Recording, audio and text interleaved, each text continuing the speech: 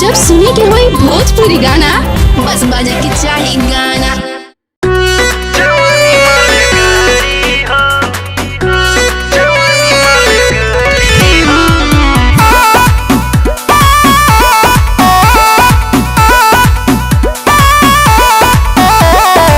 दिन भर के थाकल टूटेला बदनिया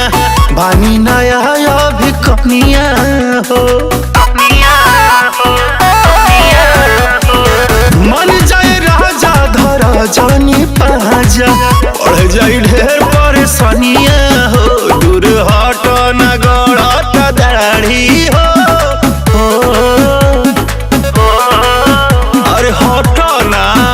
ना सहाई बदे है तोहर भारी हो जनी बुझ जवानी माल गाड़ी हो कोई नया खराब हमर साड़ी हो जनी बुझ जवानी माल गाड़ी हो।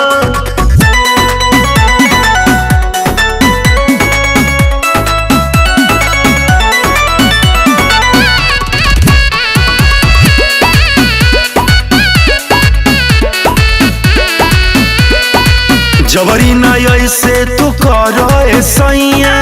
देवेला रोज तू डोज हो दुख में बानी करो नादानी ए पिया को दे बलोड हो जबरी न ऐसे तू करो सैया देवेला रोज तू डोज हो दुख में बानी करो नादानी ए पिया को दे बलोड हो नए इंजन के कैला कबाड़ी हो अरे हट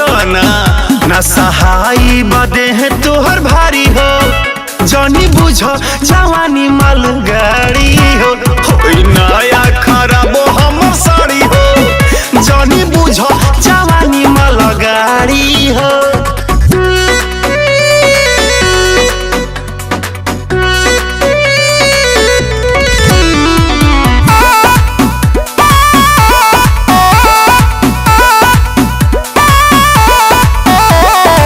कैलो पे माना न माने लबतिया हो खोना ऐसे तुरेस हो चौबे रजनीश डरे धड़कता छतिया कोरोना तनी परहेज हो कैलो पे माना न माने लबतिया हो खोना ऐसे तुरेस हो